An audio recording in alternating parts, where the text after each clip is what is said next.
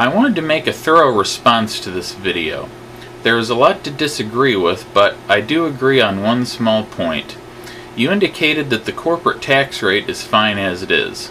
I agree. I think it is set to the right level. However, at the same time, I think there should be an investigation into offshore accounts as part of a general effort to enforce tax evasion laws. I also think all the loopholes should be closed. You seem to think that any corporate tax is just passed on to the consumer, raising the price of goods and services. This makes absolutely no sense. You see, a business always tries to sell their product at the highest price they can. They put it as high as they can without hurting demand to a degree that would lose them revenue.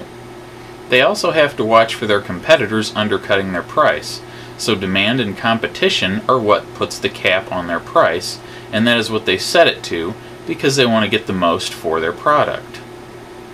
So it's really illogical to think a business is just going to add tax to their price if there is an increase. Nobody wants to be the first to raise it because of losing customers or the competition. You also are not going to add to the price when that is going to hurt demand, resulting in lost sales and less revenue. Companies can't whimsically set their prices willy-nilly. Not if they want to stay in business anyway. Same thing goes with hiring and firing. The vast majority of changes in staffing are driven by business levels. If a business is expanding, they need more workers. If they are losing sales, they need less. Why would any CEO with half a brain fire people to make up for tax increases? He's not going to have the staff to maintain his current output, let alone grow his business. If a business can get by without certain staff, they get rid of them. They don't keep extras around that they can shed because of taxes. Besides, that tax is just one more line on an expenditure report, no different from any other. You also seem to think increases in the government's tax revenue will just lead to a bunch of pork spending rather than balancing the budget. That's obviously quite an assumption, but let's suppose it's true for the moment. Is never raising taxes really the way to solve the pork problem? Logically, you would think passing legislation banning pork spending would be the remedy if you were concerned about that. Your way is kind of like locking your kids out of the house to keep them from stealing a cookie when you could just put the jar where they can't reach it. Very illogical. You were talking about how the VAT, or value added tax, which is a consumption tax, is bad because it increases the cost of goods and services. Then only a few minutes later, you were talking about how much you like the fair tax, which is another consumption tax that will increase the cost of goods and services. So, which is it? Is consumption tax the way to go, or is it bad for the economy? The fair tax is anything but fair. It greatly shifts the tax burden from the wealthy to the poor and middle class. It's a simple matter of the rich spending little of their money on taxable things and everyone else spending a great deal of their money on them. Rebates related to the poverty level will do little to help. This might prevent the poor from being involved in food riots, but that's about it. You still have the tax burden shifted much more towards the poorest people. The next problem is that it's a consumption tax, which is bad for business. Increased costs of products lowers demand and sales. That's basic economics. When businesses sell less, they lay off workers. Then the unemployment rate goes up and the consumer base has even less money to spend on products, and this in turn means a lower dollar amount in tax revenue. You also mentioned the flat tax.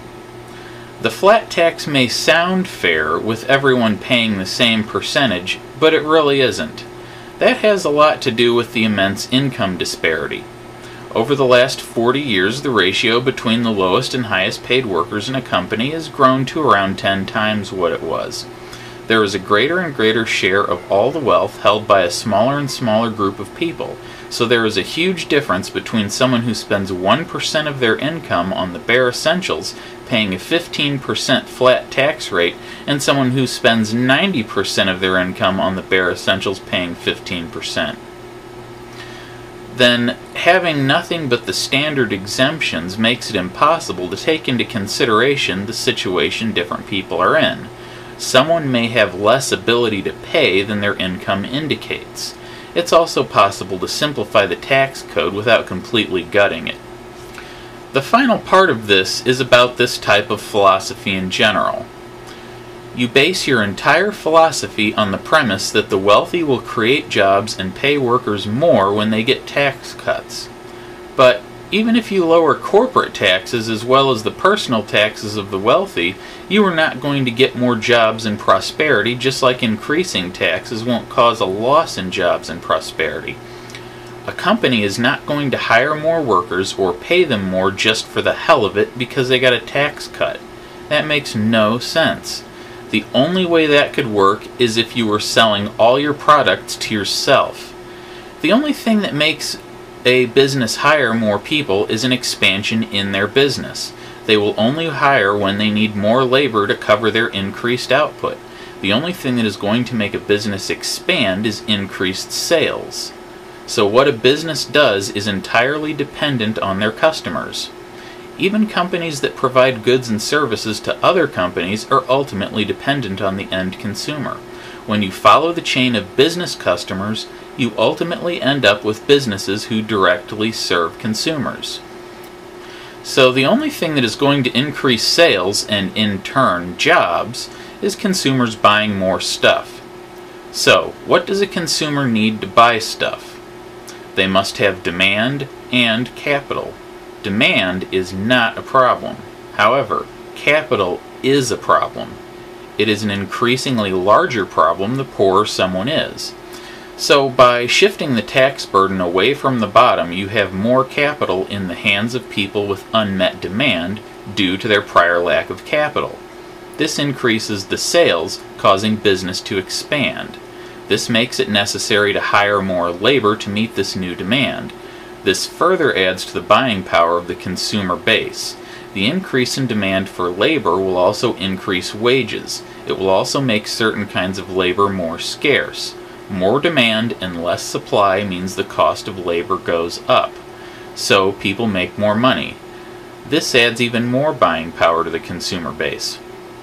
The current system where the burden is shifted down towards the bottom just causes speculative investments, which brings about boom and bust economic cycles. That is very bad for economic stability. It also leaches capital away from the consumer base, causing stagnation in business. So, I think this shows that your entire economic philosophy collapses like a house of cards when placed under scrutiny, primarily because it's based on a faulty premise.